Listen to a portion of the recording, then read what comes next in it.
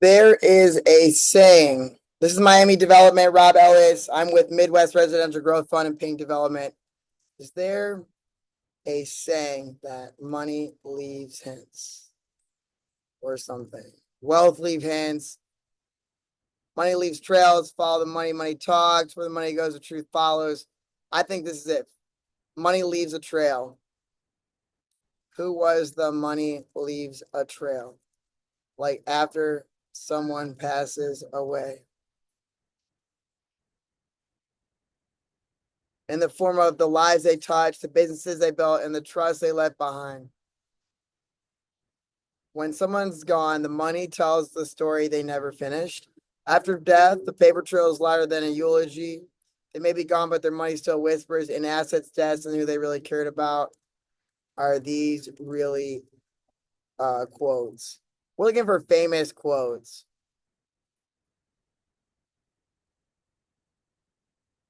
Follow the money. The dead tell no tales but their bank accounts.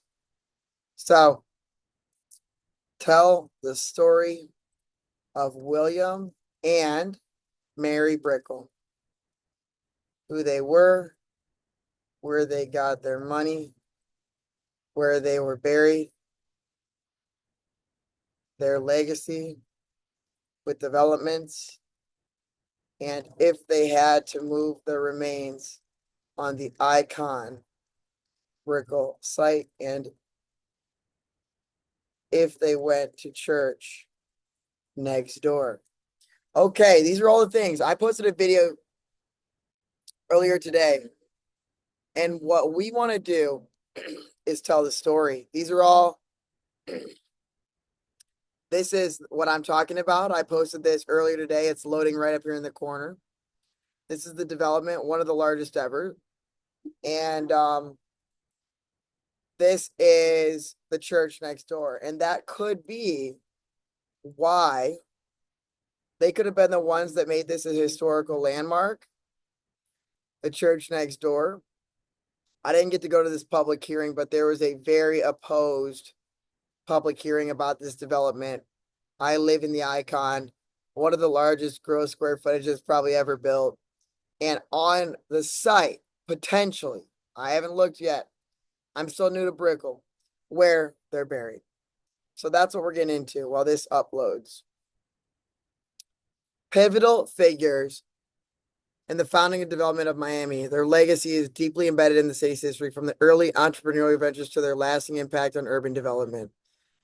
And you see these. William Brickell from Ohio. No way.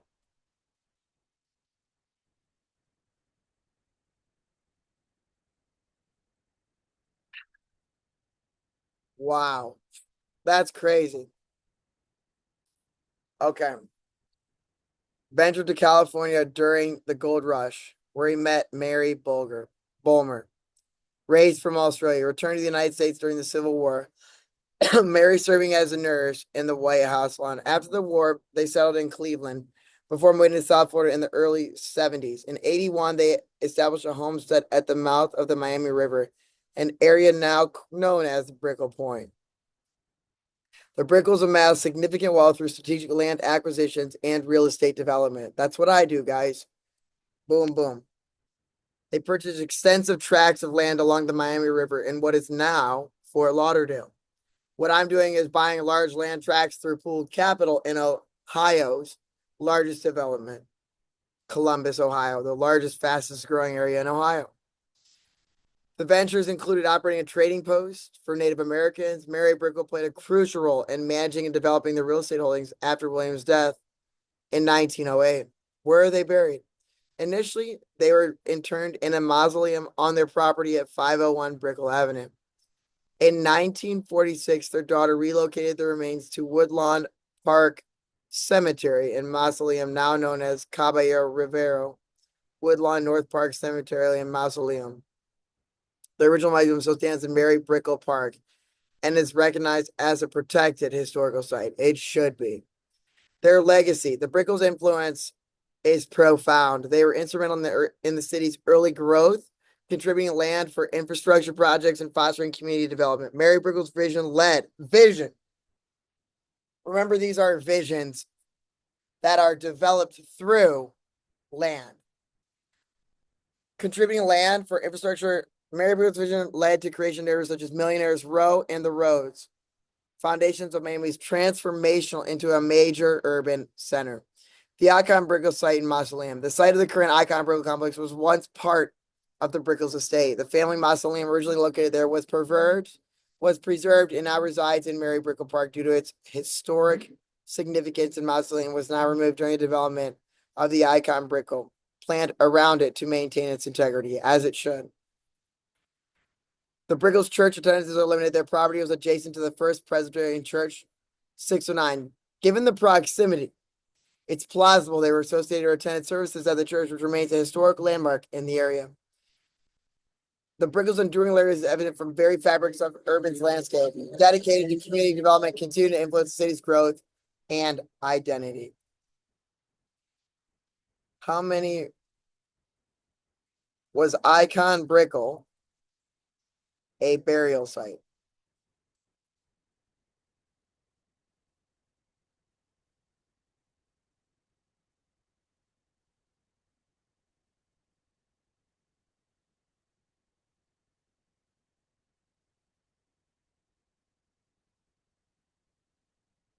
Dating back to 500, archaeological findings include human remains and artifacts, both the historic and much older indigenous burial sites, highlighting the area's rich and layered history. Did any remains get disturbed that were from Indians? There's a story here that says there was supposed to be a fourth tower down here, and they didn't build it, including sites, uncovered human remains. These discoveries occurred as part of archaeological assessments. The remains were handled in accordance with Florida laws, which require respectful treatment and consultation with relevant authorities. Some of the remains were reinterred. The findings sparked discussions about preservation. You're seeing the same thing in Columbus, Ohio, and one of the tallest buildings ever proposed.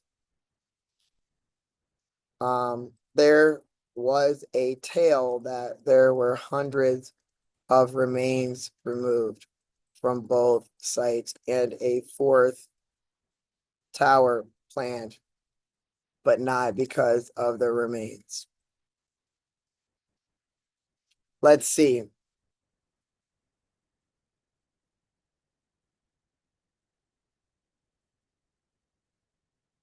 Uncovered human remains attributed to ancient Tequesta. These discoveries occurred as part of an archaeological assessment.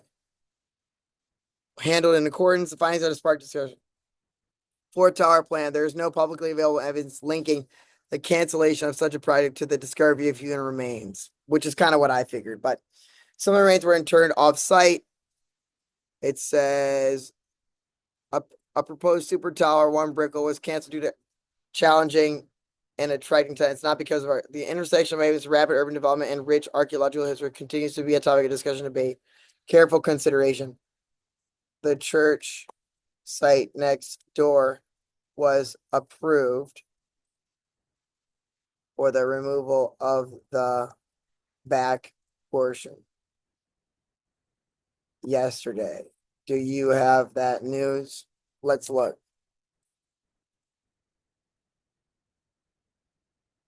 Yes, on April 10th, which is 2 days ago, the Miami Commission approved a controversial plan following First Miami Presbyterian Church to demolish a portion of the historic property to facilitate proposed 80-story condominium tower. The church, established in 1896, intends to remove its mid-century educational annex and parking lot, areas excluded from the site's historic designation to make it for a development. Significant opposition, particularly those from the neighboring ICON Brickell, organized under the group Brickells Drawing Together. The city commission voted 4-0 to deny their appeal, citing that residents lack legal standing due to the separation of properties by Mary Brickell Park. The church continues the development, will provide necessary funds to expand their sinister land value assessment. Are they proposing a ground lease? How do you work with a church? A ground lease or a lot split? Let's see if they find it. They might turn the church and absorb it But I think with it,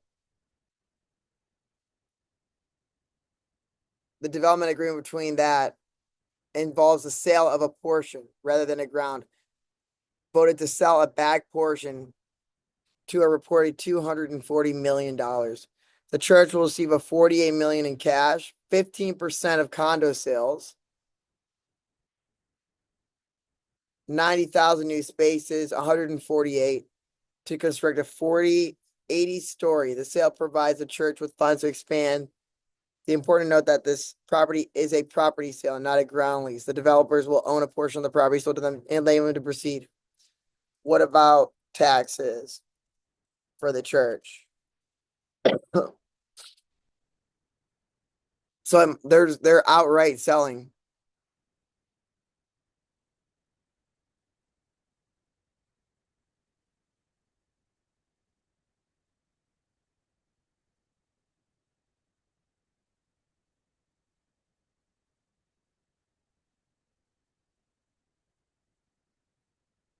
Will it be a lot split?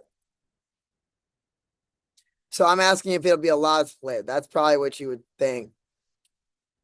Involves a lot split. It's selling the rear portion of its 3.4-acre site to developers. 13th floor investment in Key International. Removed from the property's historic designation, allowing the construction of an 80-story condominium tower. One of the most insane developments ever. Extremely controversial. Why would ICON Brickell oppose it when they built a 3-building package here? Why would people that aren't from here oppose this project? What is the investment thesis? Infrastructure, loss of open space. It's private, not public. Historic preservation, demolition of a school annex, community engagement.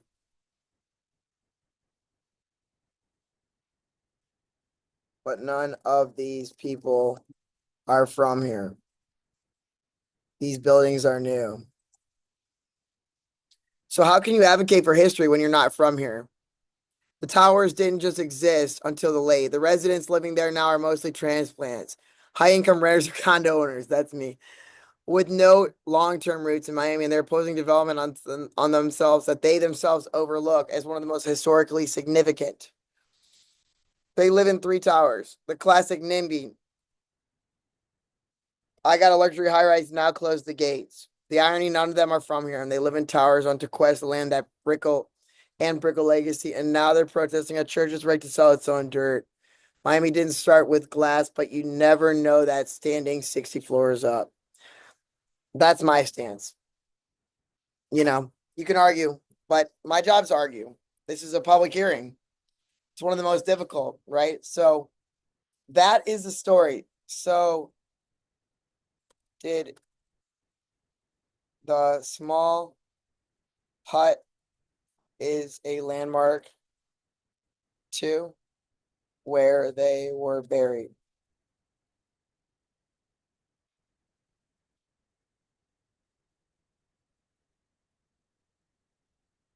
It was the original Brickell family mausoleum where they were first buried before the remains. Oldest remaining structures were located. The structure was preserved. It's a historic landmark. Last physical structure directly tied to the Brickell still standing. So that hut is Miami's founding crypt. Why does it want me to write?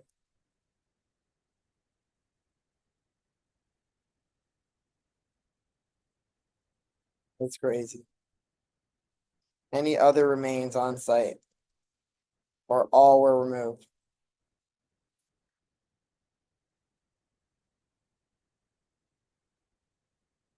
Now,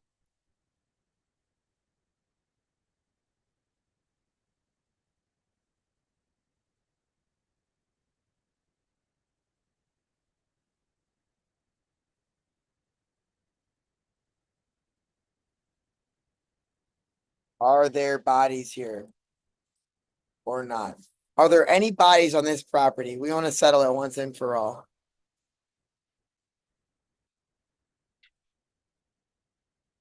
They were reinterred.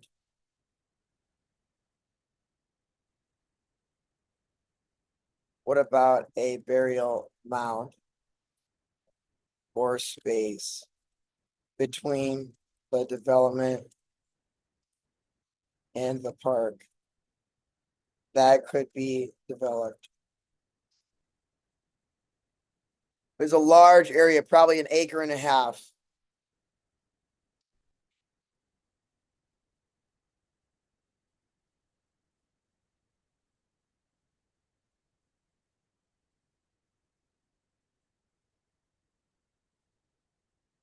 Could it ever be developed?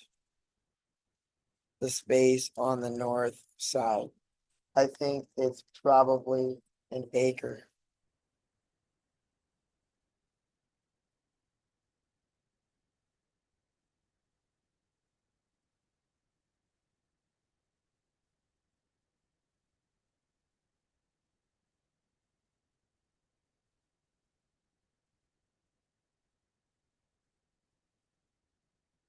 I'm talking about Miami River, Miami Circle Park.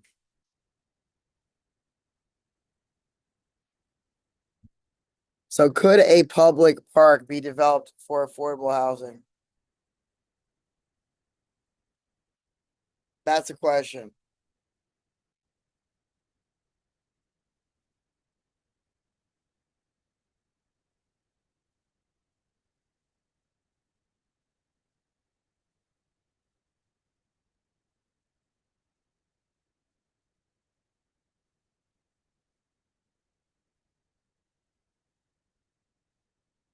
It's very nice. Let's show you what we're talking about. But if you can get the backside of a historic landmark, I think you could take a public park. And if you really want to flex, you got to put an affordable housing development spin on it with live local and go taller than anyone ever has. If you really want to spark controversy.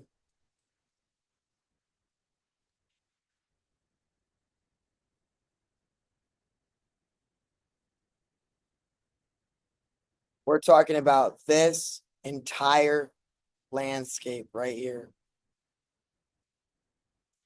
edge to edge.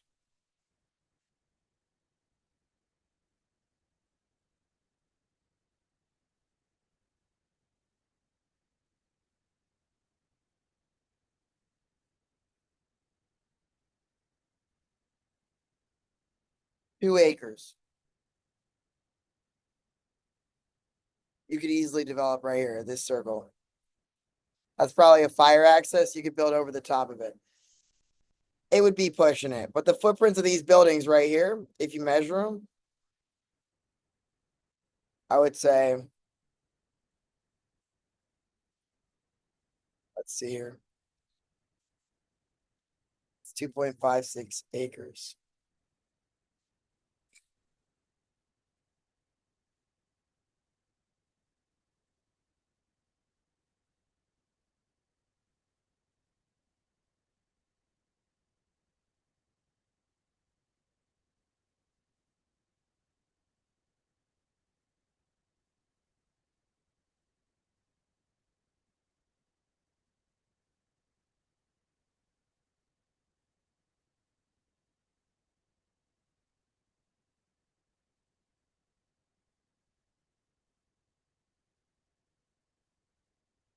Okay, so if I wanted to fight this development, if I wanted to put a massive tower here, how would I do it as a public develop in a public-private partnership, PPP,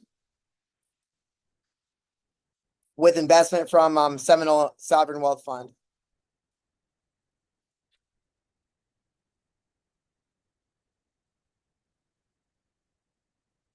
And I would probably set up a new trust for those people and set up new trust with a profit share for the Tequesta people or whoever has their roots.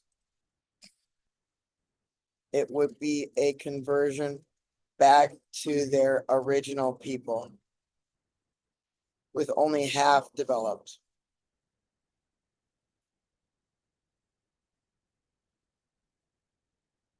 Let's see what Chat GPT thinks, if I could get that approved. Now that's a proactive legacy-driven idea, and honestly, a compelling case study in land justice, cultural preservation, and future forward urban planning. That is what it takes. It's a high-level concept pitch. A sovereign-led return, a modern Tequesta reawakening. What if the most sacred piece of land in Miami didn't become just another luxury tower, but instead became one of the largest affordable housing developments in U.S. history, funded by a sovereign wealth fund, governed by a new land trust, and shared with the descendants of the land's original stewards. Develop only half of this site, preserve and expand the archaeological park and interpretive center on the remaining half forever, establish a perpetual trust where a portion of the profits from the housing asset are allocated to culture and educational foundations tied to the Tequest legacy on their closest known descendants. The development will be modular, mixed income, carbon neutral, and designed around the circle, not over it. Long-term ownership remains to the state of Florida or trust. The sovereign fund gets returns via long-term ground lease and private participation. Cultural restoration, sovereign capital, sacred land, strip mining, perpetual affordability, cultural education. Historic first. No U.S. development has done this on a site of this archaeological and national significance. Social impact capitalism, ROI with the soul, aligning with ESG, sovereign ethics, and land reparative models. Who would I approach? And so you can take something as controversial as probably the State Department owns and manages that through the Division of State Lands. Point of contact. Division of Historical Approach. Tribal nations. With the Tequesta people no longer exists. Seminole tribe. Co-governance. So, sovereign wealth funds. There is a sovereign wealth fund for, what is it? Seminole tribe of Florida. And would this be a bigger project than the church next door? You want to make history. This project would be absolutely rival or surpass the proposed 80-story development in terms of scale of impact and cultural gravity. Your Miami Circle proposal, 2.56, 1.5. Historical value, National Historic Landmark, Indigenous Burial Site, Mid-Century Annex, Sacred Ground of the Tequesta people. Affordable housing, cultural trust, and archaeological preservation versus a luxury condo story. Potential from Seminole Tribe, Sovereign Wealth Fund, or other sovereigns. Legacy, preservation, housing equity, and land justice. Potential bipartisan acclaim, tribal partnership, ESGs, affordable housing. Sacred land returned to the descendants via trust and sovereign investment and ground lease. And a ground lease mirrors the other billion-dollar developments. I think if you put it up against the bridge, it wouldn't block views either.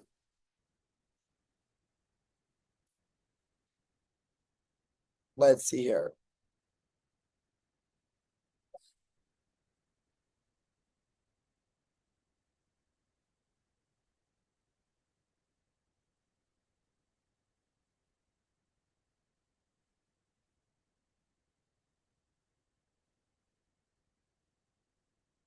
No PR nightmare for selling sacred land because you're working with those people that you can't argue their roots if they're in the development, like the church. Placing it along Brickell Bridge, zero view blockage, minimal intrusion, access to existing road and utility infrastructure, a natural buffer, visibility to passing traffic, 8 to 12 stories, a modular mid-rise without triggering hike backlash. We left the circle untouched. We built what was allowed and gave the rest back. I would still go taller. We need at least 1 million square feet. It would need to be larger as close as Aston Martin is to the river. Aston Martin is probably 20 to 25 feet off the river. We would go 60 or 70 stories, easy. We're talking about doing this back. Significant, given its historical. In contrast, the Aston Martin, achieving it, see, now it's lost again. So that's where it can't really do it. You can talk about the structure. We're talking about, I live right here in this row. We're talking about probably like a pie shape, like this. The tower right up against here, where it's already been built over.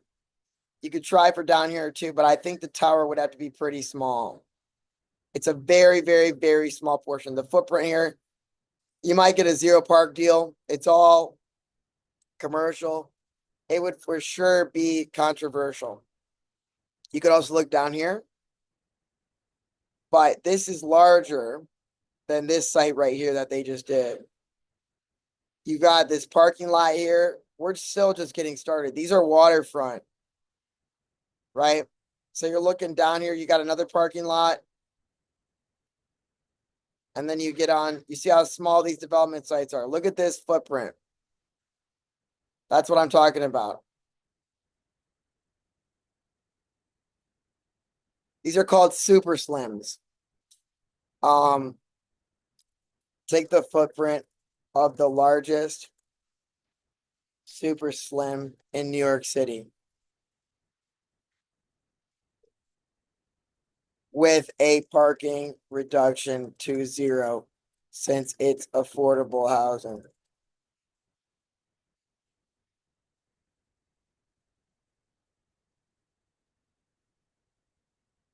The footprint of the largest super slim in New York City is probably 10,000 feet.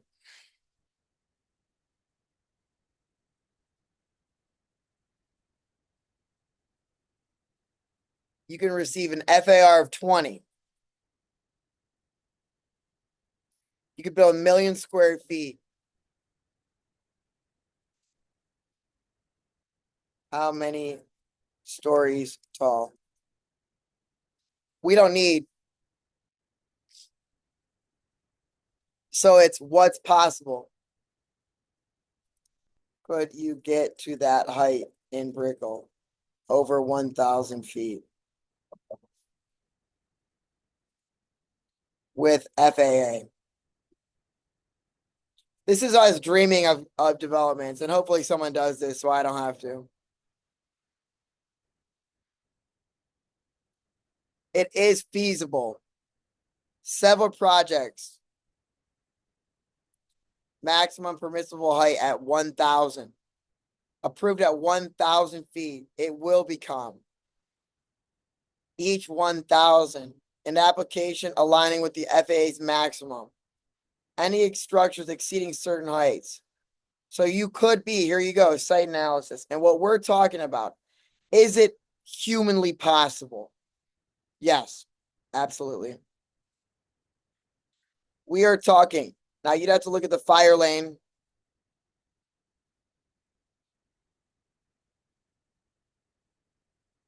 We're talking about a super slim. These are works of art. You have to find a sponsorship team. Starts with a vision, though. Where did that go?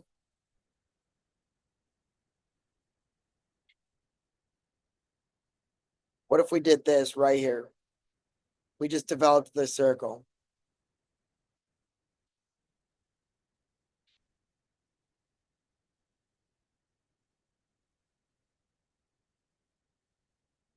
That's plenty.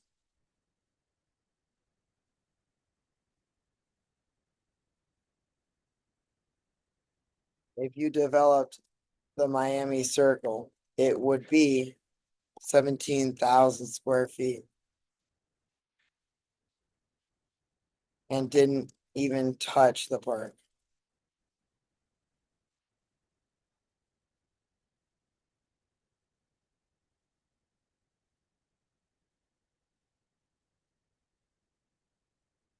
59 stories, the same height. Feasible. You'd preserve 90%. Want a diagram of how many units of maze of public space you could fit per floor. Show me the 2-pager on it with the historical significance, land trust, preservation, etc. And I can take a picture of this.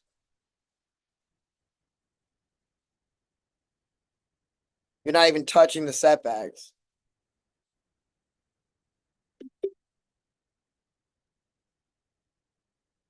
You block my view. That's a question. You'd have a view going this way, but not this. Do we think that's possible? I'd say so. Look at this. That's been happening for decades. This guy blocked this guy. Aston Martin right here. Right? You can see what it looks like.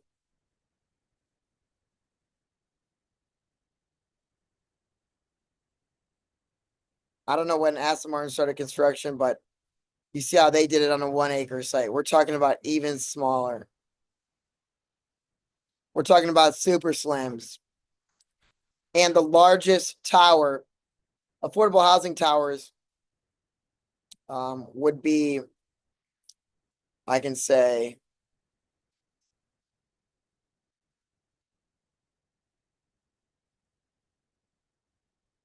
where did it go?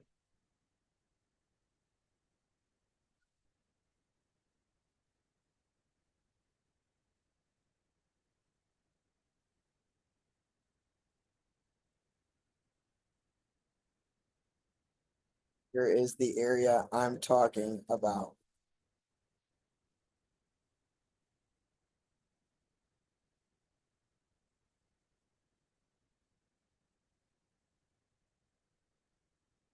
Northwest edge of the Miami Circle site.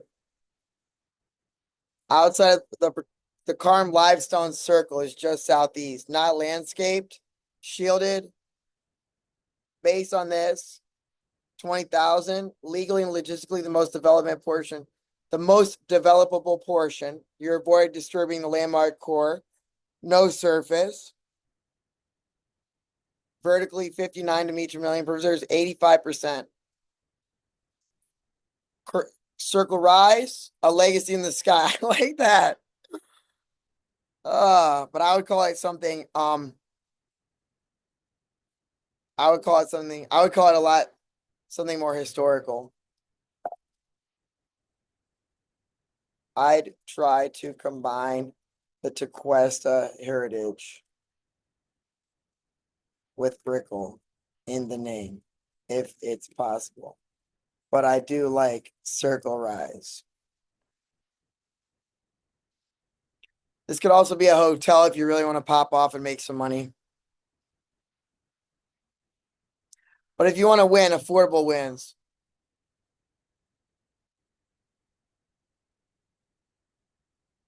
Tequesta Brickell Commons, Brickell Circle Trust. The Tequesta at Brickell Rise. I like that. Miami Circle. Circle of the Ancestors. Wow. Poetic and haunting. Ancestors. Circle Rise at Brickell Point. The Tequesta at Brickell Rise. If you want to go bold on heritage, which is what I would recommend, the Tequesta at Brickell Rise is probably the best. And if you know the Seminole tribe has roots, if you could trace, we will involve them and pitch them first. Who are the beneficiaries? You want to get the strongest ancestral roots. There's nothing that beats it. Legacy. It's storytelling at its core. Disney World. Walt Disney.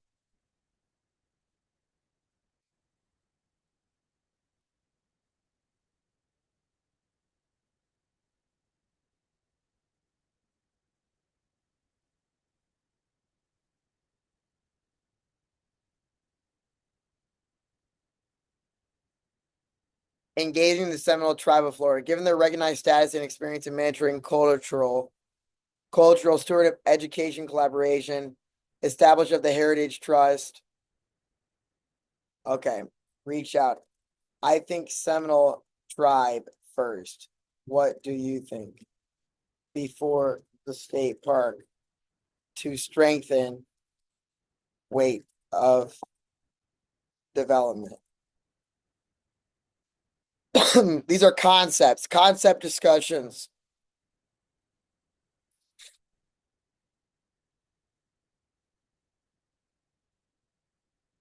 First, cultural legitimacy. Prominent federalized recognized tribe in Florida, deep historic ties to the land. Not just a commercial play, it's restorative, legacy based, and partnership. Political. Co-signs or co-sponsors, it becomes much harder for the state of Florida or preservationists to reject it. You walk into meetings with weight behind you, a sovereign partner, cultural authority, and economic stakeholder. Capital deck, powerful economic arm with investment capability through Seminole Tribe of Florida Inc. and their businesses like Hard Rock International. Sovereign backed community development. Now, I was looking at this. If you type in sovereign wealth fund in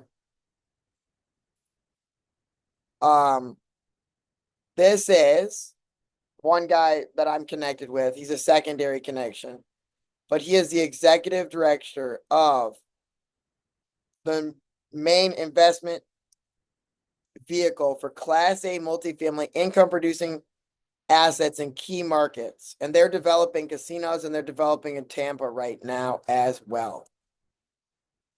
And their main guy is, this is the key player.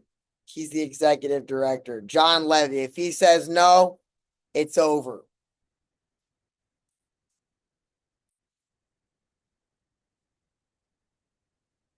We're giving it things it doesn't know.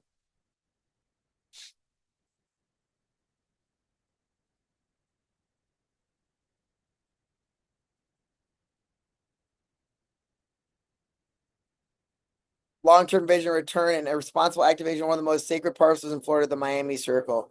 We're proposing a development concept called Tequesta at Brickell Horizon, ultra-efficient Class A affordable housing project built on 17,000 square feet of land adjacent to but not intruding on the circle. Preserve 85% of the land. Here's where we're seeking a sovereign-backed mission-aligned GP partner to lead capital structuring development oversight who can not only bring the financial weight, right. I'd love to share the site plan narrative deck and early modeling, or better yet, get 20 minutes on your calendar.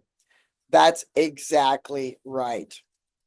Yes, do a one pager as well for the whole development and talk about the church site and the differences and how it was approved 2 days ago. This is a mega project with a target value over 1 billion.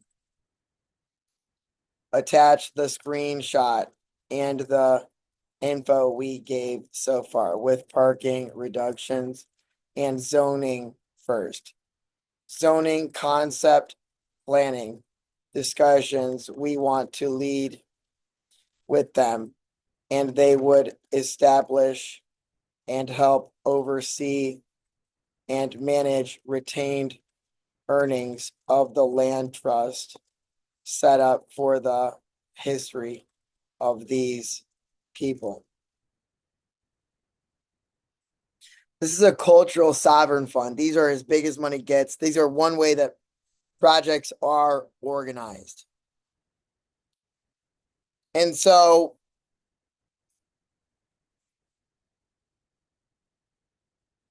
it doesn't matter who I'm with. I live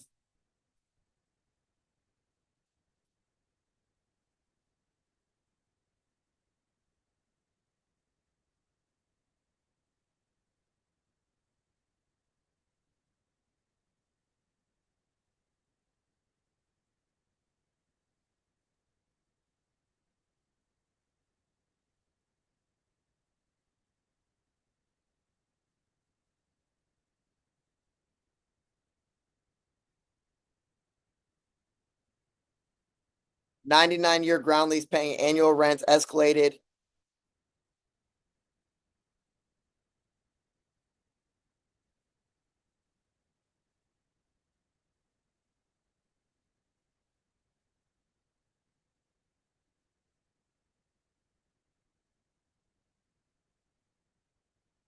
Do a 2-pager that I can send to him.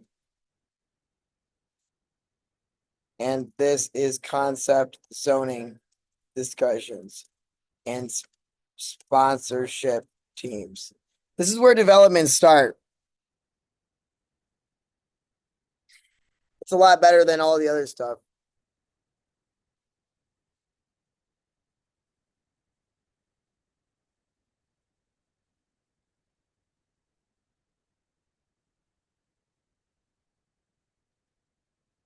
Now, could I sovereign sponsor? That sounds good. Affordable housing development proposed on the northwest edge of Miami Circle Park. 85% of the sacred land.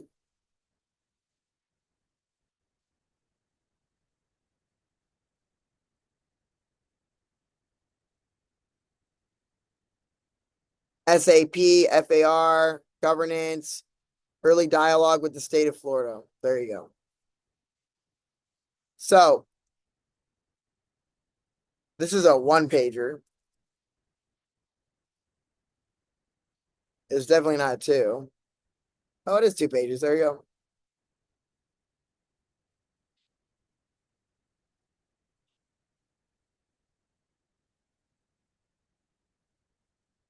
The Tequesta at Brickell Rise, a project concept 2-pager. We take this. Now, this is how powerful LinkedIn is. We take, oh, I can put a screenshot of it too.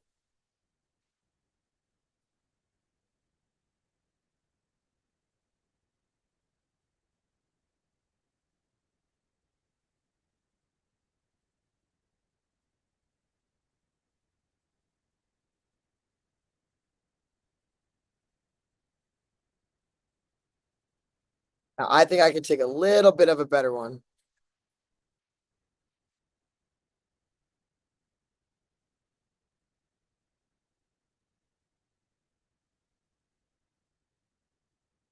We want to show what this looks like and also fit on our flyer. So we're talking about this little area right here.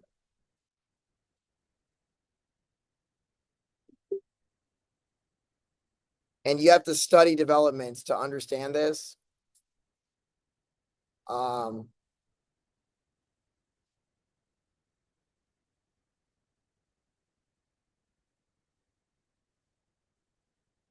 We're talking about developing the Miami Circle. And again, you have to see what's possible. You can build on top. Don't forget, that's still a fire lane inside. You can build above it and still preserve it.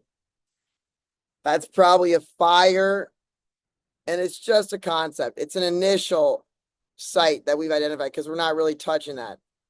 I don't know the historic boundaries. We're talking about it. And then we have to describe the concept. Can you describe the concept of a super slim as well? And the footprint of the one in New York City. This could also be, we're talking about a pivot. We can take up half the area and go the tallest possible, which might even be better. It's a lower disturbable super slim. What is a super slim? They're greater than 1 in 10. Engineered to tight with maximum vertical density for luxury residential, but it also works for affordable or mixed income. This is the tallest one. Why it matters. Your proposed footprint is 3 times larger. Do a write-up on this and the concept of developing only half the footprint as well as going as tall as possible and being the tallest tower in Brickell with the most historical significance. And the concept of viewing decks that started I think in 2006, it would be a high rise as tall as possible and the highest in Miami, and Brickells' first sky deck as well.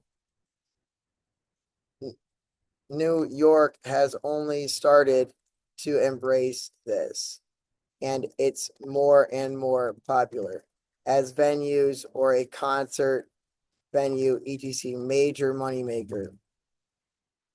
Put that all together and draw on parallels and the ability to shrink the site by up to 100 to 150%, whatever the percentage is. Rewrite a total 2 or 3 pager on the concept. So what we're talking about is the ability to come down and go twice as tall, which would probably be better received. You could propose 2 concepts, one that is larger with parking, a second one that is smaller without. The initial could be probably 1.5 million square feet or whatever the max gross square footage is on 100 stories and max developable floor plate in an unlimited height district. We would propose bringing in related group as well, but cultural sponsorship and management of the trust and the prominence of the debate. We want the strongest sponsor group possible if we were to do this.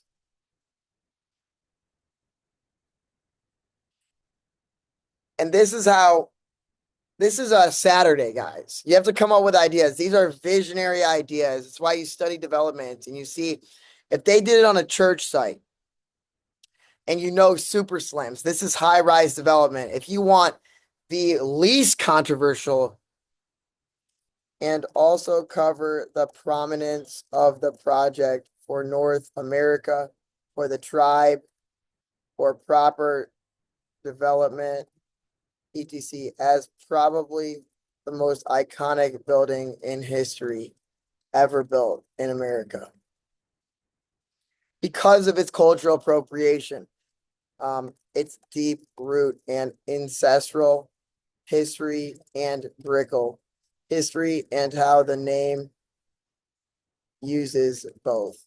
It's so much to cover. And that's exactly why you want to be attached to it. If they want to develop like they are in Tampa, Vegas, and South Florida, this would be the most iconic. And I would say they would receive the payments.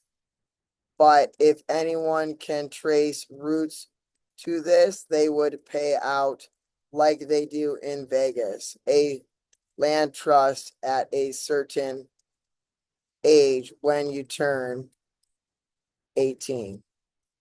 Make this as lengthy and culturally appropriate. I am pitching to him. Now we want to know who we're dealing with. So at the end of this pitch, we will read his LinkedIn one more time, and then we're going to send him an email or a message along with the attachment. And that's the whole point. So what would it look like? I don't know. But with the Aston Martin being right here, this is how you do it. So it just goes to show you all you need. Look at how small that tower was. this is, if you know anything about the Seminoles, you have to know about cultural appropriation. You have to know about developments. You have to know about Vegas. You'd have to know about a lot of these things that most people wouldn't know. And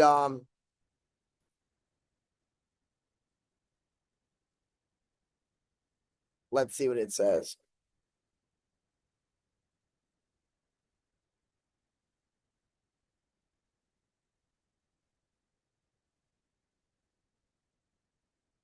So while it's thinking, we'll go over here and read more about Mr. Levy a little bit more. Now, Mr. Levy looks like he's Israeli.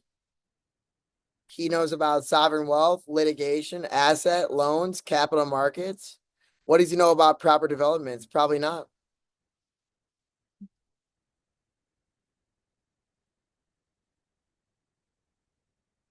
He's a real estate attorney.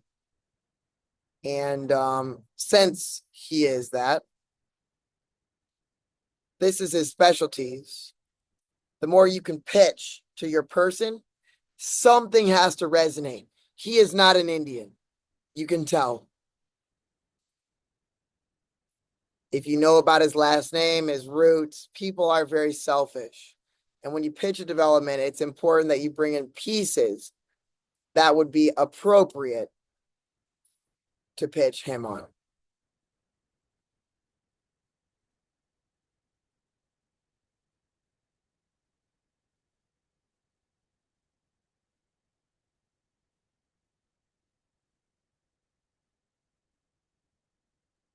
I have no idea what's going on.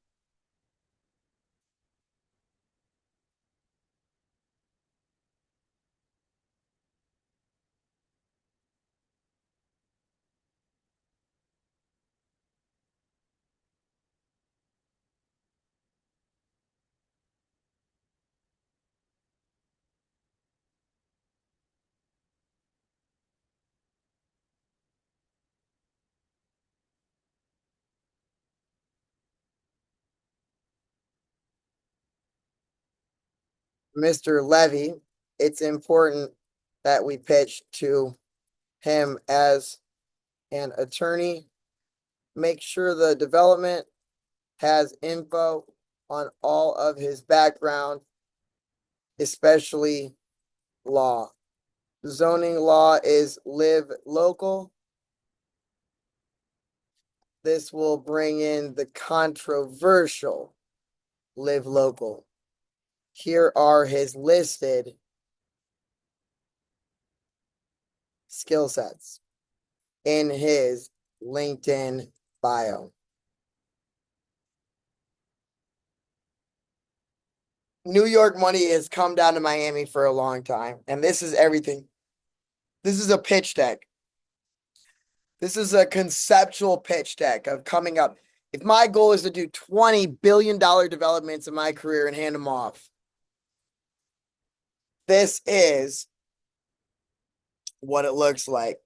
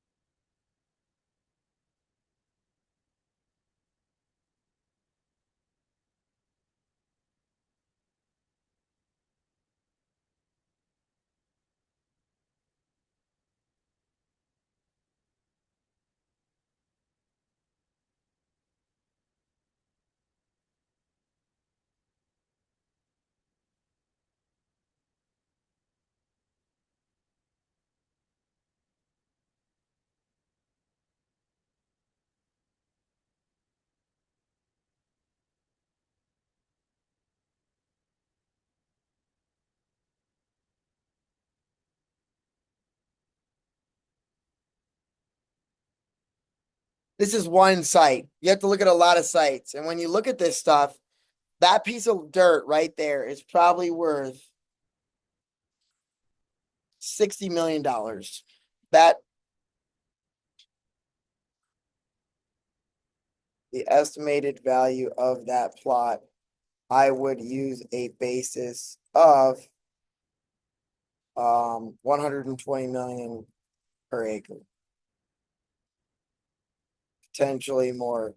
Use the church site offer to set the latest valuation per acre and their recent zoning win as the reason we believe this to be a very good sign for the city, but we need the strongest possible sponsorship team. Make sure to have a responsibility matrix in the pitch. This can be as long or short as you want, but I think no more than 4 pages.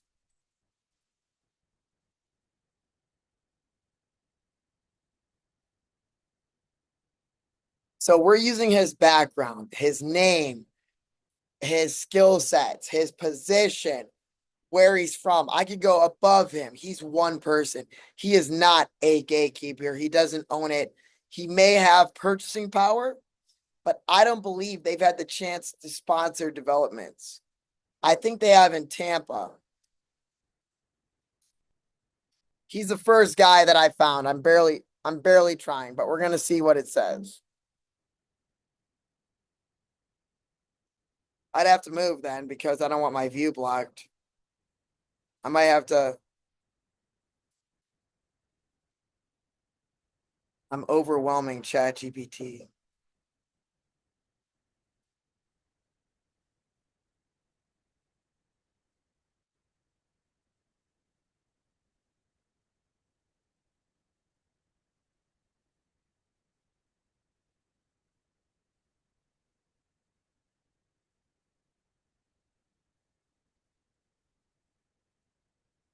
The bequest at Brickell Rise. One of the most sacred sites in U.S. history. Sovereign backed development as anchor co-sponsor, co-ownership of a newly formed a vertical residential cultural monument rising up to 1,000 feet maximum, a dual purpose public sky deck and venue platform, a first of its kind, full preservation of over 50% of the site, integration of live local zoning overlays, allowing mixed income programming and zero parking requirements, legal and capital framing as a ground lease, modeled on separate overlay, leverages this, recently used by that. Development concepts. Monument concept with parking, sanctuary concept, super slim, no parking. 1 million square feet, 800 units, 65 stories, up to 100 stories. Development costs. Estimated usable building footprint, valuation basis. Class A mixed income, sky deck, cultural significance, sponsorship, vertical developer, entitlement, and land manager. That's us. Zoning overlays, cultural sponsor, design partner, legal structuring, trust formation, ground lease, and live local. Final notes. Jonathan, this is not a last minute pitch. This is a legacy defining project that brings together all of your listed strengths: sovereign structuring, real estate capital markets, asset management, litigation aware entitlement, and distressed land and core value creation. If SEMREF is building a Florida portfolio of iconic income producing generational assets, this is a flagship. We've done the land modeling, run the comps, confirmed overlay viability, and become coalition building. We now need a co-sponsor with the credibility, structure, and presence. I'm requesting a 30-minute call to walk you through the trust structure and build out options with you or someone else. There you go. That's as good as it gets. We pop this in.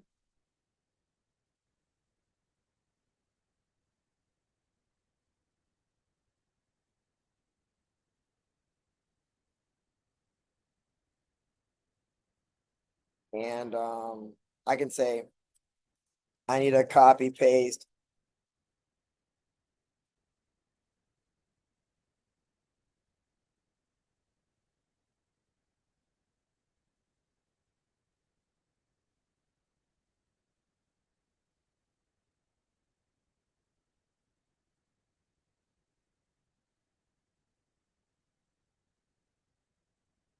We put it in here.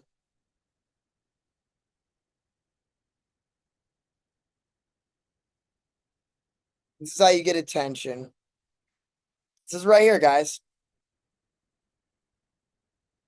Lately, I've been into looking at billion-dollar developments. So we're going to keep trying until one hits. If I propose one a day for a year and 1 out of 200 gets it, that would be great. And my information is right down here. We're going to take all this, shrink it by 1. There you go. It's 4 pages. And we go with, let's see if I can send him a message.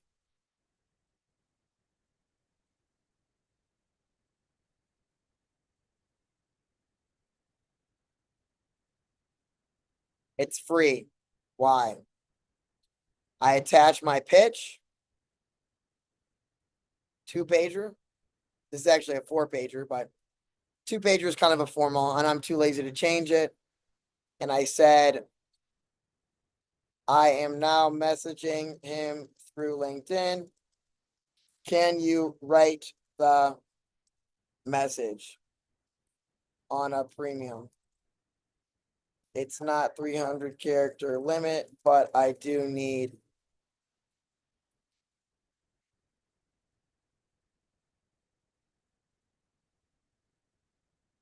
it articulate and somewhat short, like an elevator pitch.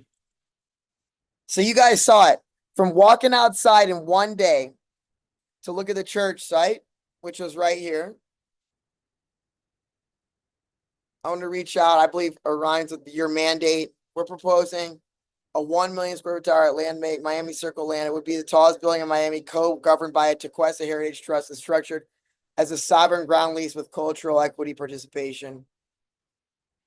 We'd love to send you I am attaching the 4-page brief, and I live at ICON Tower 3. I look at this site every day and live next to the church. So who I am doesn't matter. It's a concept. And in his position, this is a billion-dollar enterprise. This is institutional level sales. It starts with, how much money can I make you?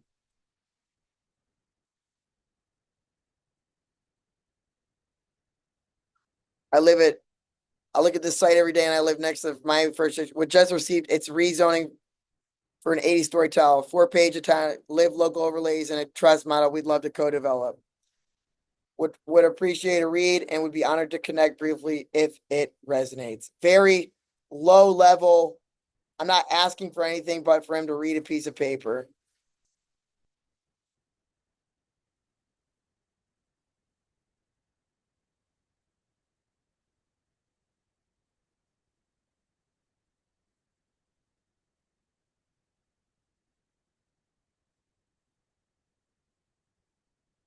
And there you go. I was the first guy to do it. We can add a note.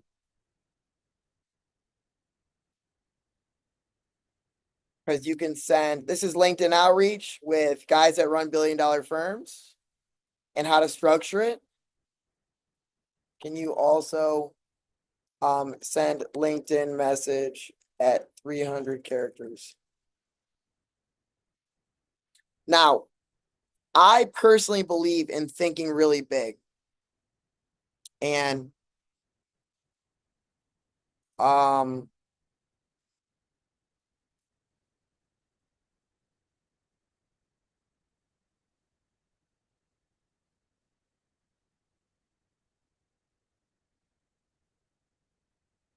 I can't send them because I maxed it out. But what I can do is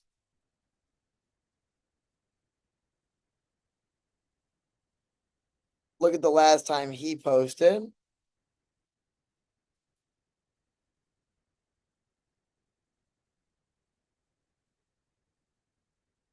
He is on LinkedIn once in a while. It doesn't look like he posts, though.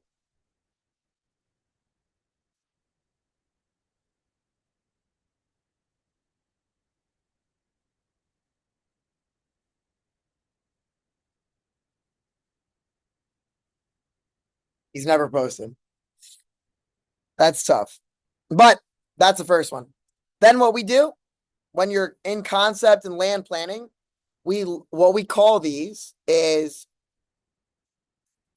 now I've been working on $1 billion land proposals for concepts that we want developers to work on, and we post articles on LinkedIn as basically visionary dreaming $1 billion affordable housing projects in one of the most starved affordable housing. Can you write an article about this concept and how you can watch the full development breakdown and reach out on YouTube? But we want this to be self-sufficient article. You can just see the 3-hour creation of the deck to him on our YouTube. We want developers to notice this. And we need to call it like a conceptual proposed pre-land tie-up strategy, case study write-up, and sponsorship proposal. Make this very we would say not controversial, but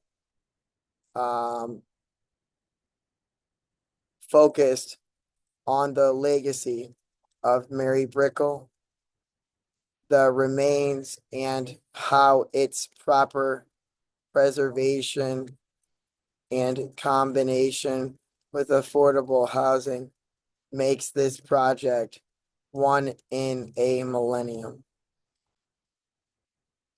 Get the title to be clickbait. The preservation of cultural significance that goes back 2,000 plus years to the preservation for the next 2,000. And a responsible driven development model.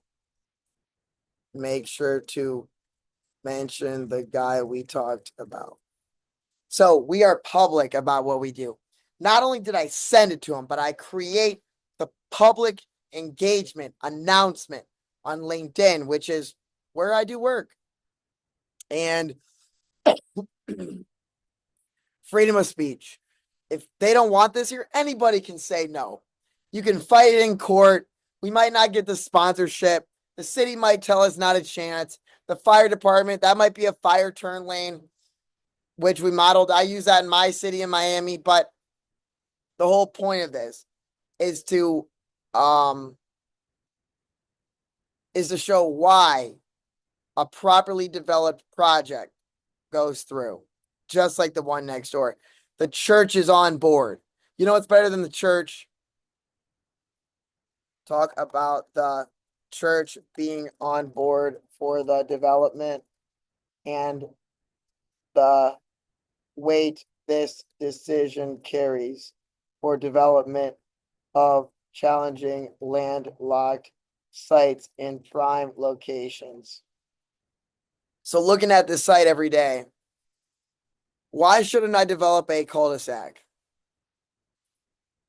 Basically, this is the development of a $60 million cul-de-sac.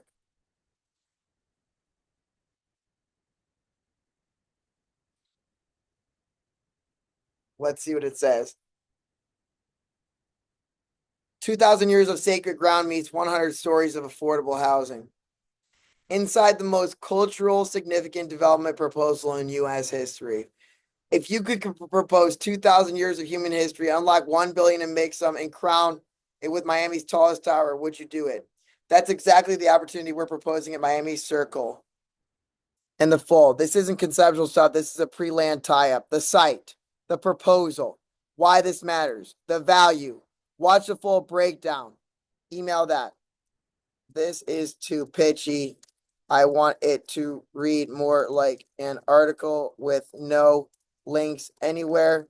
And make sure to name the guy we reached out to and the sponsorship teams and who we think brings the most weight in South Florida's dynamic $1 billion real estate market.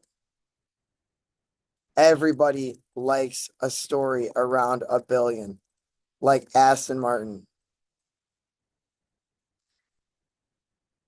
If you know development, you're going to know that there's projects being approved in Wynwood now. It's better to develop in unlimited height districts and not fight that. The height isn't something they're going to fight us on. And land is worth what you put on it. So in this case, we don't have to fight, but we can use it in an unlimited height district without blocking views. Let's make history and preserve it. Amazing. Developers, I love the tagline of let's make history and preserve it.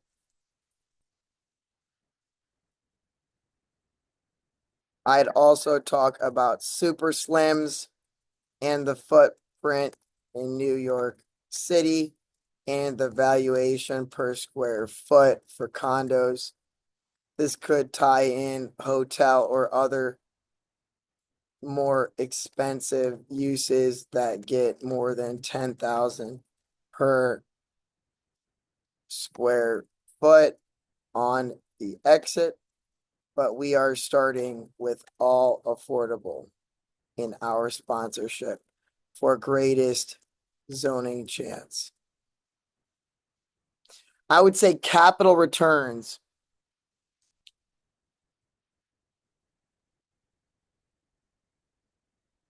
are one of the last things you should be thinking about.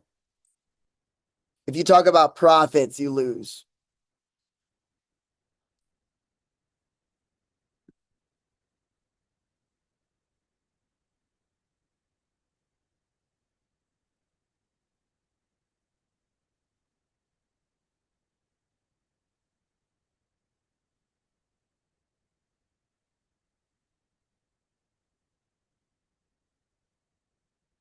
This is storytelling. Here's a reworked version.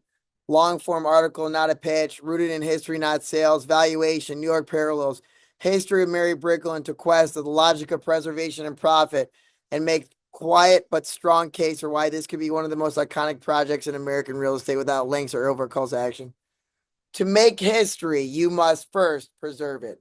Why one Miami site may become the most significant tower ever built in North America.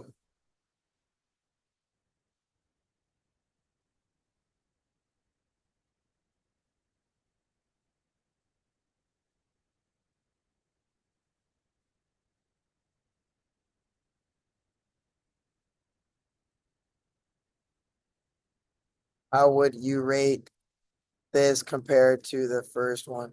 I think it's hard to get, so the title could be better, but rate them both 1 to 10. So then we write kind of two versions and we look at it. This one reads a little more boring to me, but it could be the proper thing.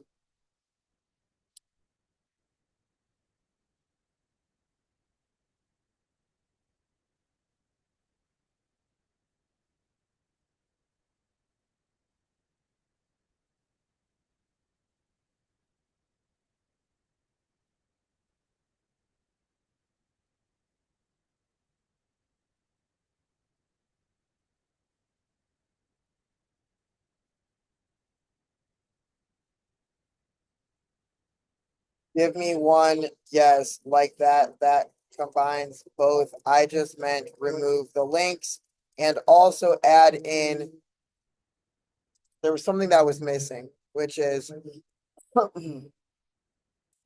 that it is a concept that we are pitching to Seminole, and also add some disclaimers at end which is that this is just opinions and meant as land visionary project related to billion-dollar projects. So we're adding disclaimers that none of these groups have signed off, etc. Do it after the hashtags. So whatever comes out here, I'm going to post, because you can't keep going and going and going. When you're creating content, you need to get it out.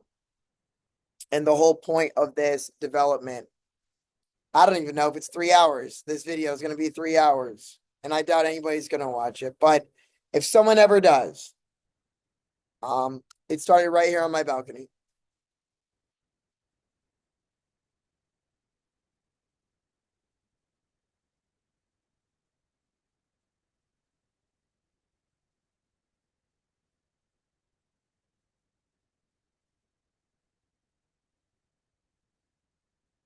What happens when you layer the legacy name, unlimited height, and housing starved urban core? Visionary real estate proposals in North America. 1 to 1.5 million square feet. Co-governed by the new that. Why now? Super slims. That's right. A legacy disclaimer. There you go. And what we would propose. We go over here. I write lots of articles. Whoops.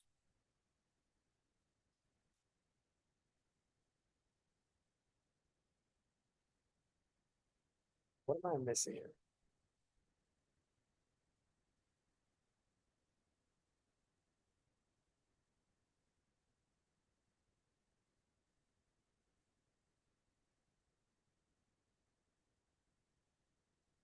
It's a very short, digestible. That's the first thing that I would notice. I tend to be too wordy.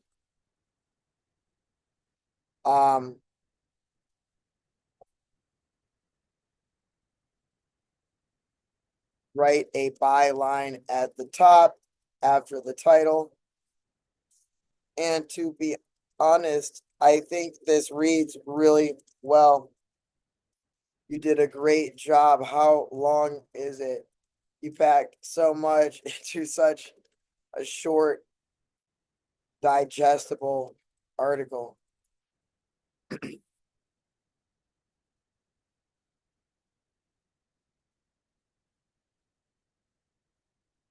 I think the title could be a little bit better.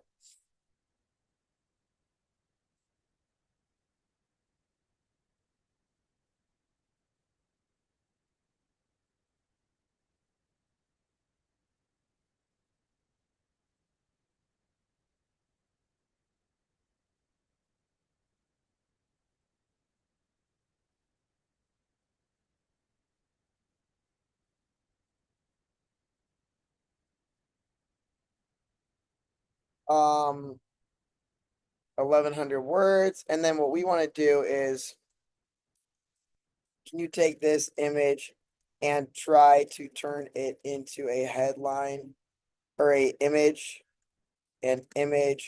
that is, this is the power of AI.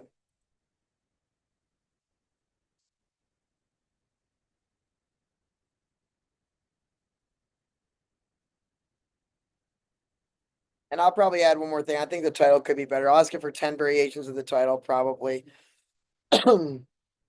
Like something like 1,000,000 square feet and $1 billion in value. Something like that. You have to kind of bring in the it shows the land tract, the square feet. It's a $60 million cul-de-sac at the end. We aren't even touching the sacred part. And architects can argue, like, you can drive straight over that piece of concrete.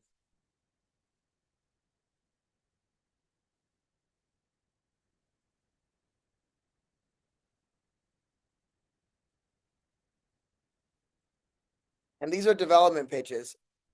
You know,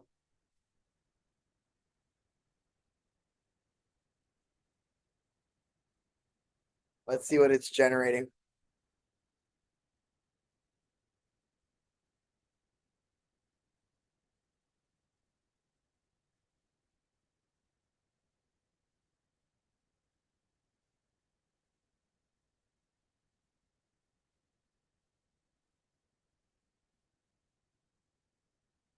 If not, I'll just put the Google image.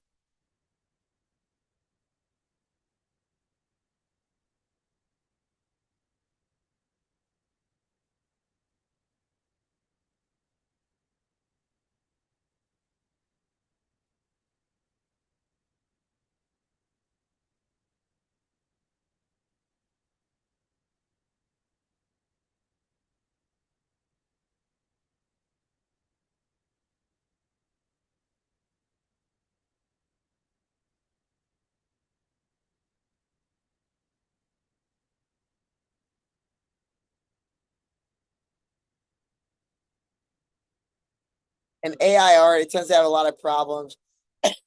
They're never aligned.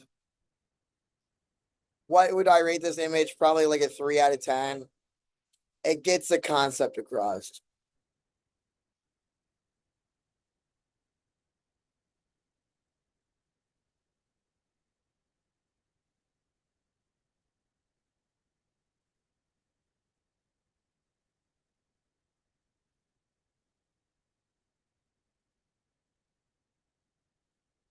Somebody asked the church a $60 million cul-de-sac.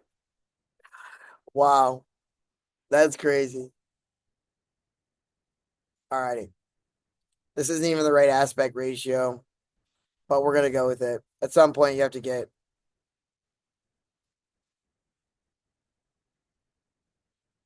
2,000 years, 100 stories of vision.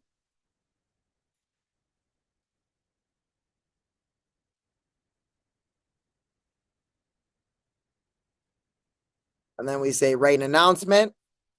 This is how you use AI to pitch, guys. Write an announcement. We do land development, land lifts. This is my best work, and it still isn't even close. Today, we're unveiling a conceptual proposal that could be the most cultural in North America. Built beside, not on the sacred grounds of a 2000 Miami, preserved 50% of the site. First public sky deck, managed by Tequesta Heritage Trust. $60 million land value, $1 million proposed vertical density. Sponsored that Midwest Residential Growth Fund. Visionary case study in how sacred land. This is not a proposal. It's not a pitch. No groups have signed on yet, but the door is open. That is the perfect way to describe it. A little Midwest boy coming out here in his first year making history. How's that? How's that for a come up?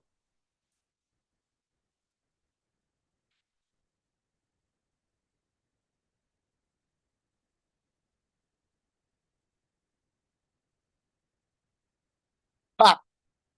Now, when we put public pressure, you could say to ChatGPT, because it's a rate the strategy 1 to 10 to draw public LinkedIn attention to it.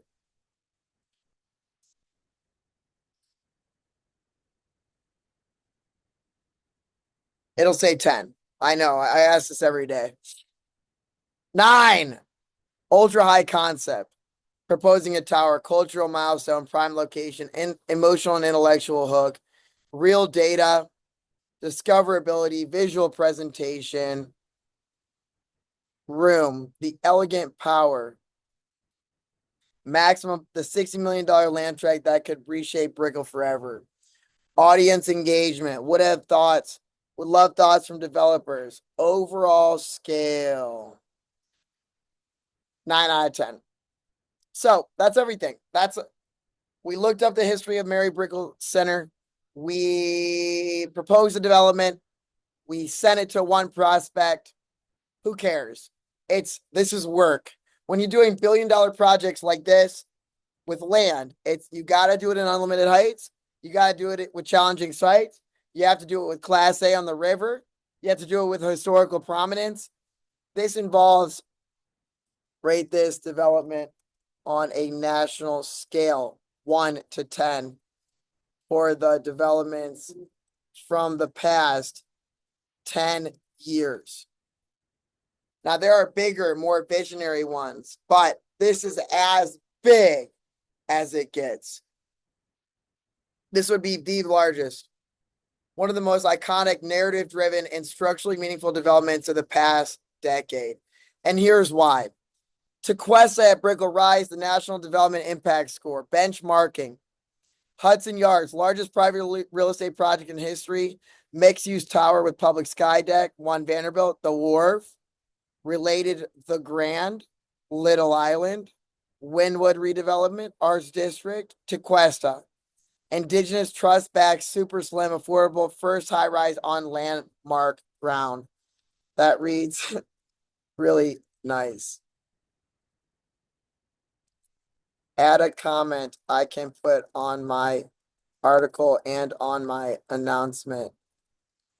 2 variations and rate them and ask for participation on concept feedback and feasibility. Do I think anyone's going to comment? No, I could care less. There's only one person that has to say yes. That guy I just sent a message to.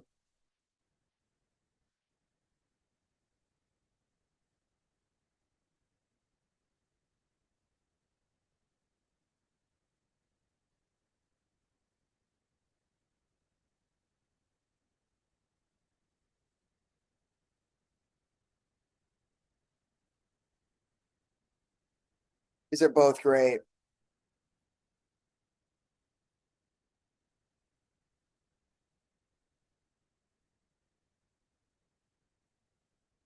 But it's still a little weak. This is what we wanted.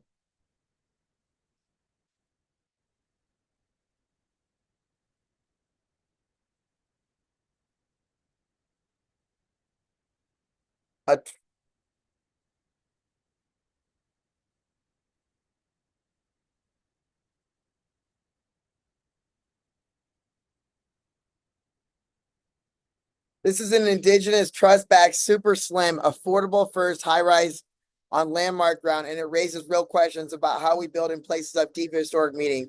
We'll love to hear feedback from developers, planners, and preservationists. What would make this work?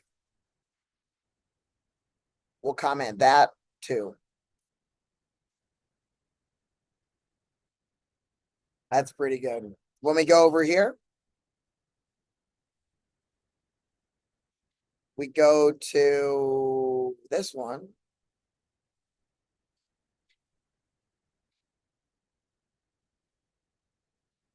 And then we want to go to my article and we can comment. Oh, there we go. And let's put one more just to drive discussions. Probably no one will comment, but we're modeling what could be the first indigenous trust-backed, super slim, affordable first tower ever proposed on landmark ground.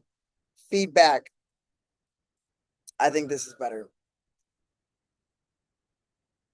And that's everything. So we're trying to drive engagement. A conceptual case study and culturally rooted development. Infill development, subdivision controls, JVs, co-GPs. You have got to show your knowledge of the market. And all I do is study developments. If I go over to Dubai and I'm talking about sovereign wealth funds, and I said, you know, we just pitched a sovereign wealth fund with a deep historical history and we couldn't get it done, you know? So that's why we like horizontal, because if you look at the largest land lifts in history, it is not this site. I'll show you probably one of the biggest. Walt Disney, 27,000 acres. Estimated value today in just land. Largest land lift in history. This is Florida. Now you have the Villages, that's 37,000 acres, which is just unfathomable. I don't think there's a bigger private development in history. Purchased at 200 an acre, the total investment, while exact figures are unknown, estimates several billion. The land that I'm on isn't even worth 1 billion.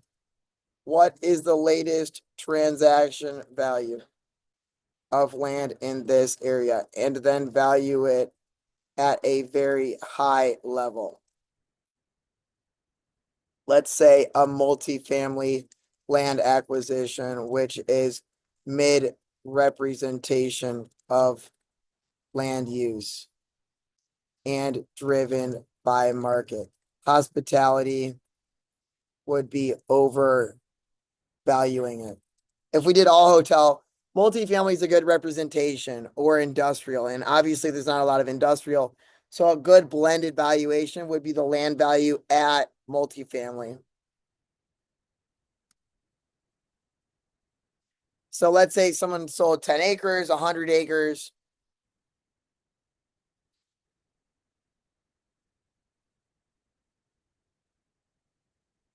Valuation, show it with real transactional data. Did anyone own urban land worth more? I don't think so. This is the battle of vertical versus horizontal. And I don't think it wins. Let's look.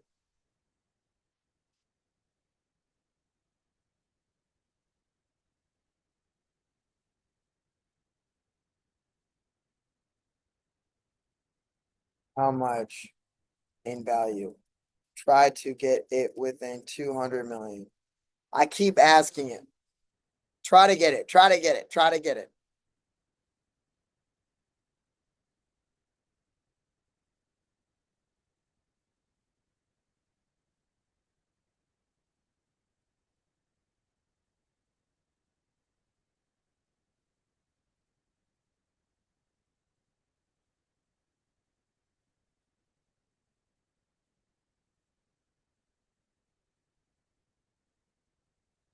Okay, so you have to get a little more technical because I do want to know. Let's see here. Is there any current land for sale in this district?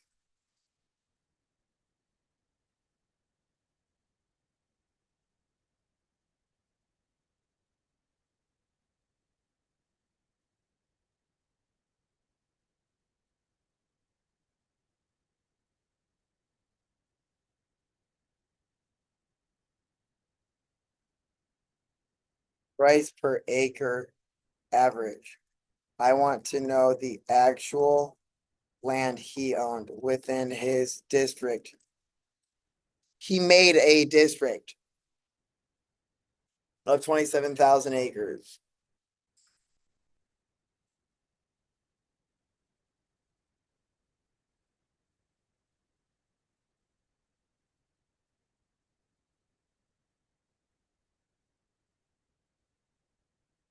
What was his river district called? I think it's private land, and I'm sure that you can't get it.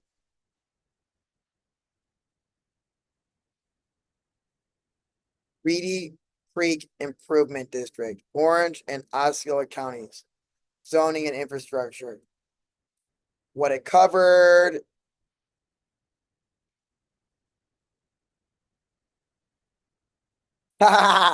They got rid of his control. Restructured RCID with the Central Florida Tourism Oversight District. But the land and original vision were all tied to Reedy Creek. Wow. How can they take it from Disney? That's crazy. You see, they're finally catching up 50 years later.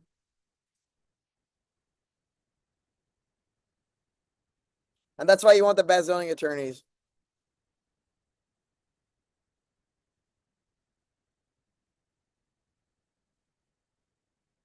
It existed at the discretion of the state, not as a sovereign city or private legal entity. Political fallout. After public disagreements between Disney and Ron DeSantis, voted to dissolve RCID. Wow, that is crazy.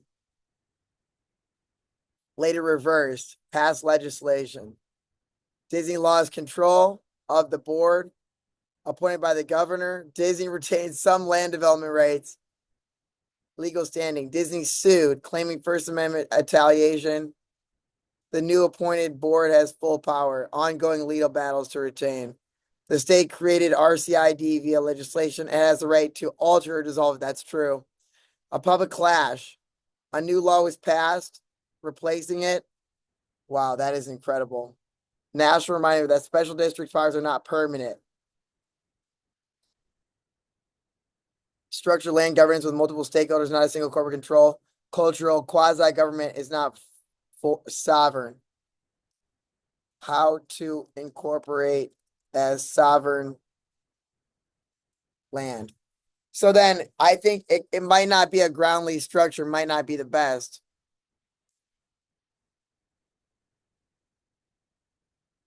It doesn't happen often, but when it does, it carries extraordinary implications. Tribal jurisdiction, federal protection, tax exemptions, autonomy, and zoning. Sovereign land owned and held in trust by U.S. federal government for the benefit of Americans. Eligible, how land becomes sovereign. To convert non-tribal land, it must follow the fee to trust. Bureau of Indian Affairs, BIA. The tribe must own the land in fee simple title, donated or acquired through settlement. Wow! We might get this land by suing. Wow, wow, wow, wow, wow. So theoretically, they could take the land that the cul-de-sac sits on by force through litigation. Wow, that would be insane.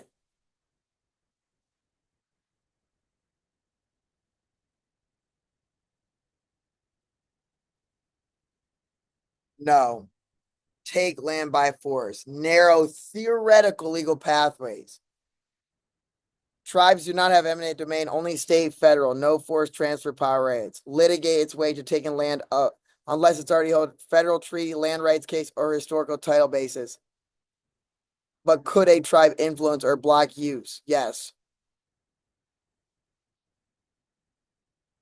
With this being, is it city owned? Theoretically, the public pressure might work. So this is what attorney, this is why how lawsuits come to be. Public pressure, the land is publicly owned, the site is federally protected. Is it city owned? It's public owned by the state. It's owned by the state of Florida through the department of that. It's designated as a National Historic Landmark and is on the National Register. It's not privately owned nor city owned, but the city of Miami does intersect in zoning influence. Controlled by a developer, which means no one has purchased development rights. That makes public pressure, cultural partnership, and tribal consultation even more powerful tools that shape what's happening. Could public pressure influence development? Yes. Bottom line, ownership, public access, and pressure highly relevant. State owned. How is it titled? You have to look at who owns it. You can't own land and nothing.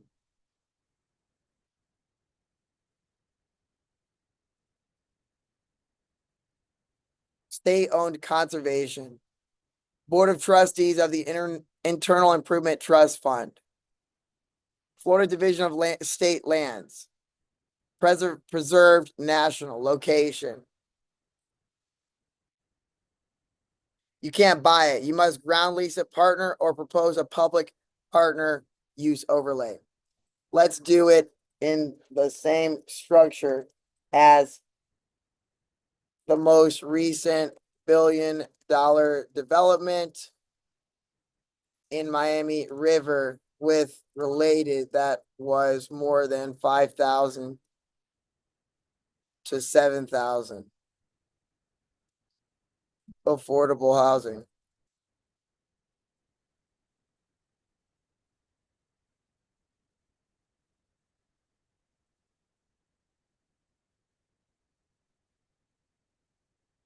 Now, that's why you need the cultural angle of it.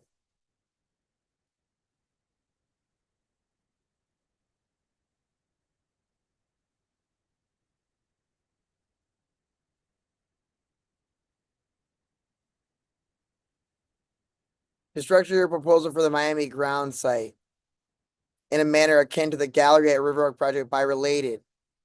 Site overview, ownership, urban core unlimited, national historical landmarks, sacred to Questa site. Up to 1,000, approximately 200 units, retail space, parking, partnership, related, urban development, collaboration, governance. Estimated development cost, 99-year ground lease, annual payouts. So we probably won't publish that because that's a little bit smaller. It's not as fun, but you want people on your side. I've learned to fight. And if you follow the people, does related group fight or do they work in collaboration? And is this the largest arm of their national development pipeline?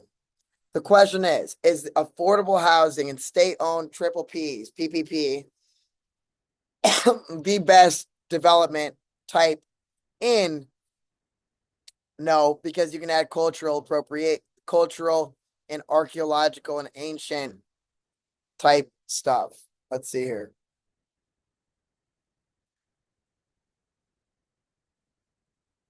Public-private partnerships, strong in navigating zoning, selected by cities housing, do not typically litigate or bully their way in, like some do.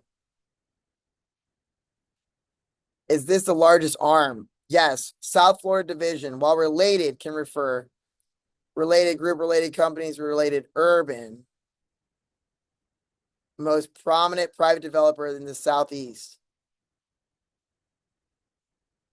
And that's why. So that's everything. So you can't fight. I like this. 2029 delivery, some nice concepts. Who's their attorney? We might send something to their attorney. Who is their zoning attorney for PPP? And could you write a one-pager? Who is listed on their public zoning proposals as legal representation?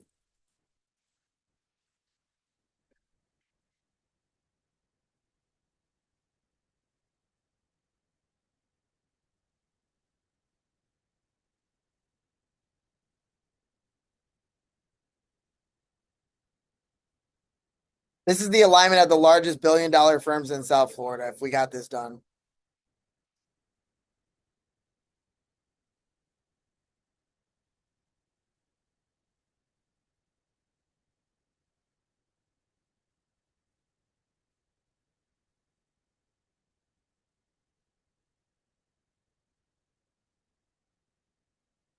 Write a one-pager with my fund as the land and entitlement sponsor. And zoning sponsor, co-sponsor, along with their attorneys. I'll email each one of them. So anybody that's been represented by these guys will get a letter from us saying, hey, what do you think?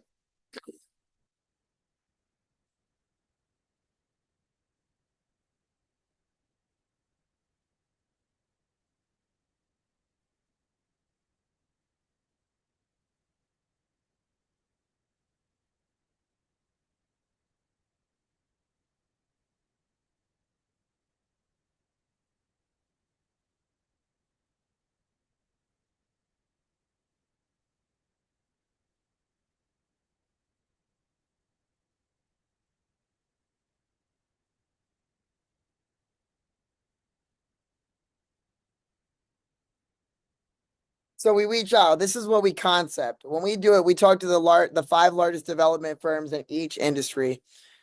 Related groups, one of them, and we have to try them in different cities in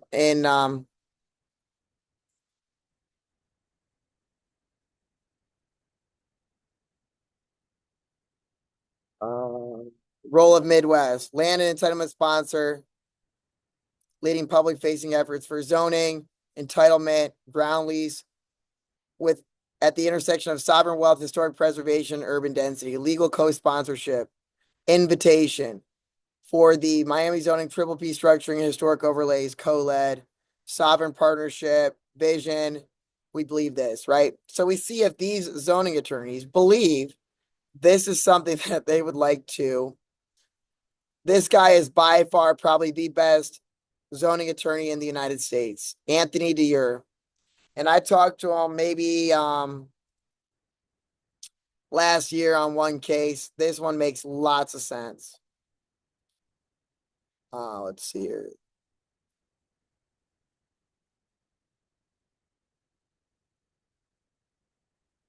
And entitlement and development director.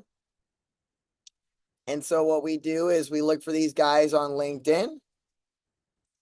That's what I use. Anthony Deere. Look, he's a first connection and he probably logs on. Probably the best attorney in the United States by far. We're going to message him and say, how you doing?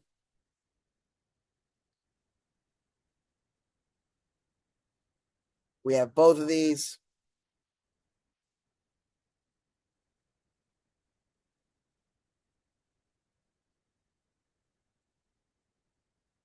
Can you write a LinkedIn message for them without a greeting or use of their name?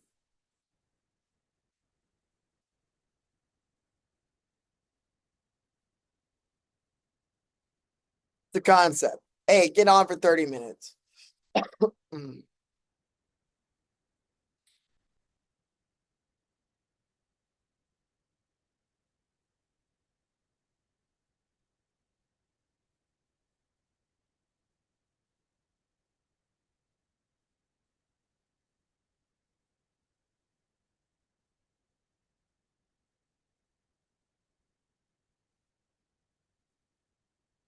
I want to say that we're also reaching out to Related Group.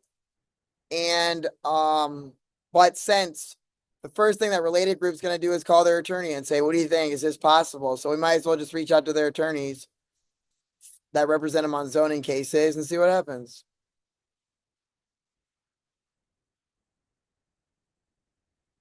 Add disclaimer as well. I think it can be more professional.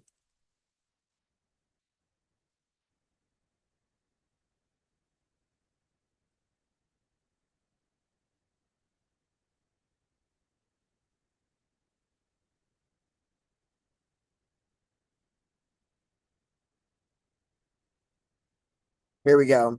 And we're talking about, I would welcome your initial thoughts. Do you think it's feasible? Should we spend any time on it? You got that one. Who are the other two attorneys?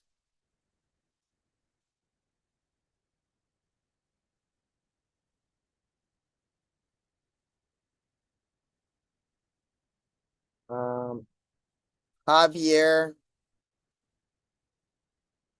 Avino. Let's check it out.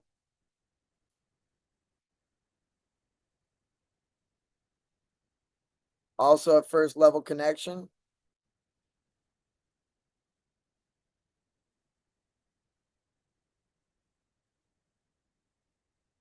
And the problem with being public, guys, is that you are always, who am I? Just a kid. You know how a kid from Ohio came up with one of the best ideas ever. It's okay. Take it. I can come up with one tomorrow. These are just ideas that we're exploring. Two of the best zoning attorneys in the state. And who's the last guy? Alexander Tackmees.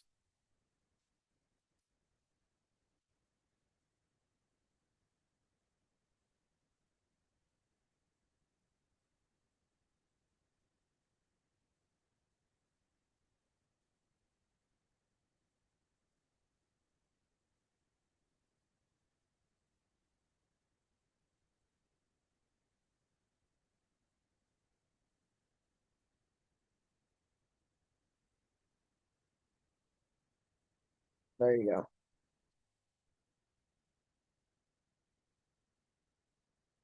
Is that message worth 50 cents? Sure, for sure.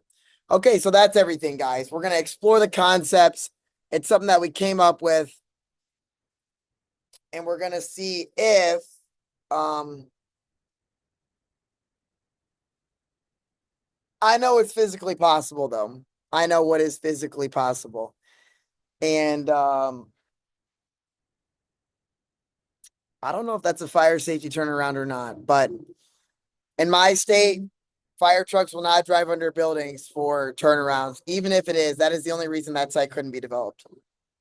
So we'll see what happens. Thanks for watching.